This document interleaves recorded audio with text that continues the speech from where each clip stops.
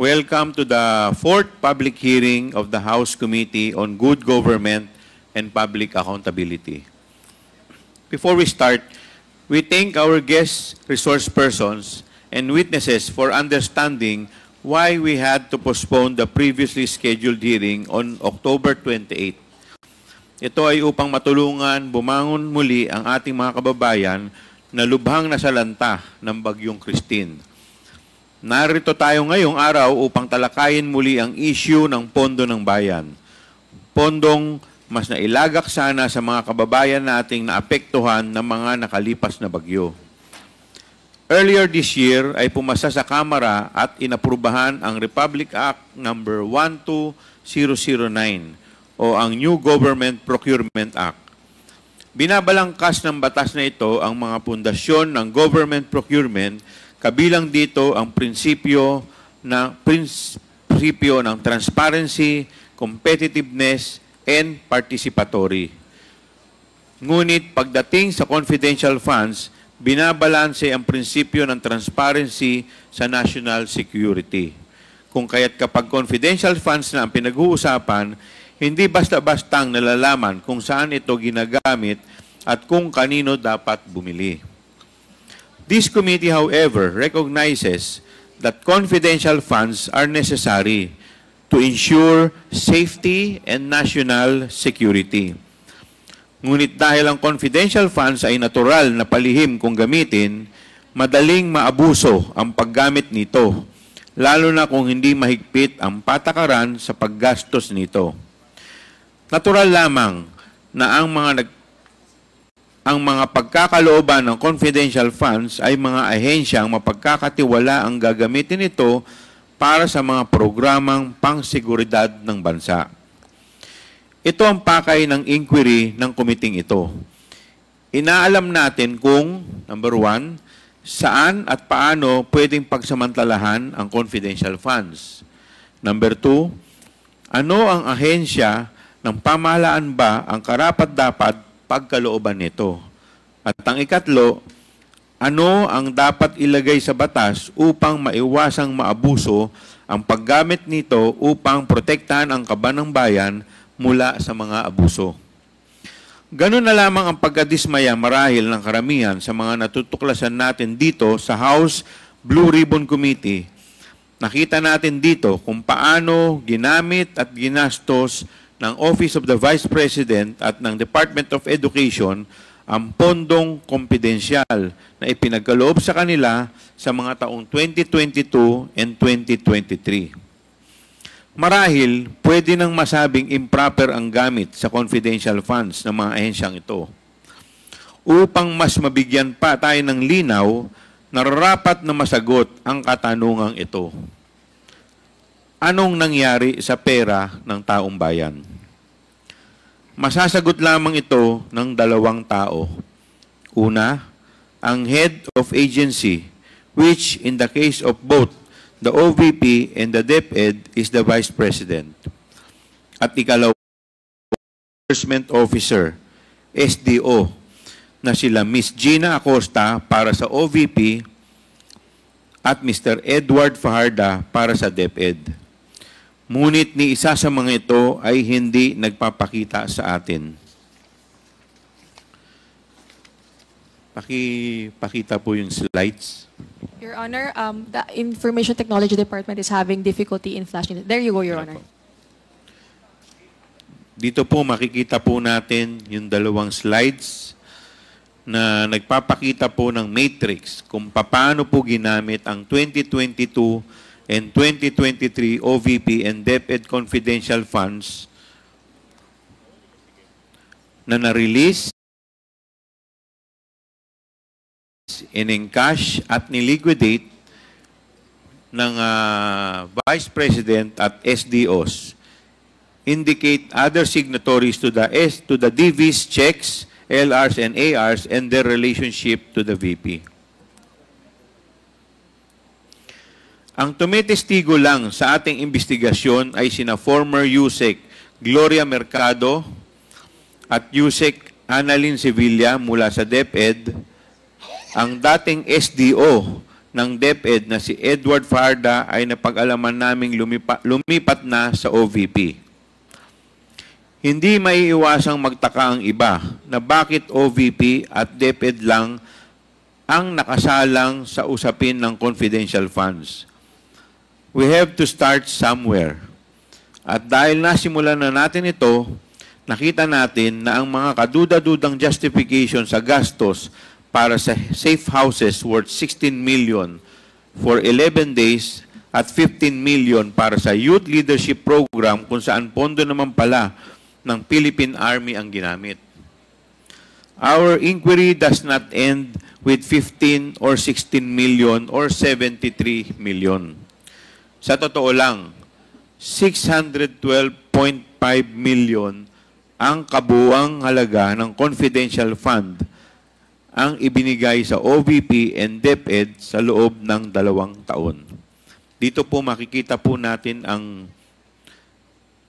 graph showing disbursement to OVP and DepEd totaling 612.5 million. Nasaan na ngayon ang 612.5 million? Sino ang gumastos nito at para saan ito ginastos? Dahil dinisalaw ng COA ang 73 million confidential funds ng OVP, ating siniyasat kung bakit ito nangyari, saan napunta, at paano ito ginamit. Ngunit kung susumahin ang lahat ng confidential funds ng OVP at DepEd, ito ay abot sa higit kalahating bilyong piso o 612.5 million. Base sa salaysay ng mga testigo at mga dokumentong nakalap, lumalabas na pawang hindi ka pani-paniwala, haka-haka o gawa-gawa lamang ang mga proyekto at programang pinaglaanan at ginastusan ng confidential funds. Kumbaga, bogus, dahil hindi may paliwanag kung saan ito talaga napunta. Sa mga nakaraang 3 pagdinig ay natuklasan natin ang mga sumusunod. Una, para po sa taong 2022, kasama sa 125 million confidential funds ng OVP na ginastos, sa loob lang ng 11 araw, ang 16 million nito ay ginastos para sa upa at maintenance ng 34 safe houses. Sa 16 million na ito, makikitang may isang safe house na ginastusan ng 1 milyon base sa mga acknowledgement receipt para lamang sa 4 na araw. Lumalabas na 250,000 per day ang upa at maintenance nito. Marahil kahit mag-check-in ka pa sa pinakamahal na hotel dito sa bansa ay hindi aabot ng ganitong kalaki ang iyong bill.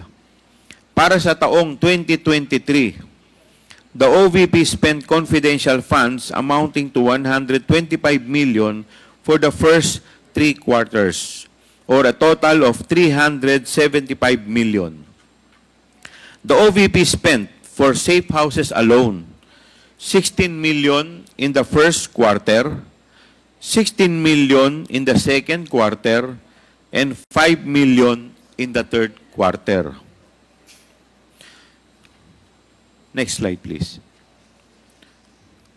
Dito po makikita po natin emphasizing the amount spent for safe houses in relation to the months it supposedly covered. Talaga bang kinakailangan nila yung mga safe houses na to? Legitimate po ba yung paggastos nila dito? Bakit kaya hindi na sila gumastos para sa safe house sa buong taon ng 2023? Pangalawa, aside from the anomalous and unreasonable amounts paid for the safe houses, for the other expenses po na ginamitan ng confidential fund ay may similar pattern. Hindi reasonable ang halaga at mas malala ay umabot ng 612.5 million ang gastos na suportado lamang ng acknowledgement receipts with only basic details which can be easily fake. Pangatlo, napag-alaman din natin na ang certifications mula sa infantry battalions ng Philippine Army ay ginamit upang palabasing may natanggap na mahigit 15 million ng confidential funds ang Army mula sa DepEd. Subalit, mariing pinabulaanan ito ng mga mismong pumirma sa mga certifications. Hindi rin alam ng ating mga sundalo na ang kanilang certifications ay gagamitin ng DepEd upang suportahan ang paggasta sa kanilang confidential funds. Sana ba talaga ginastos at napunta ang pera kung hindi naman pala ito ginastos para sa Philippine Army? In Audit Observation Memorandum number 2024-015 dated February 1, 2024, first AOM, the COA flagged the report.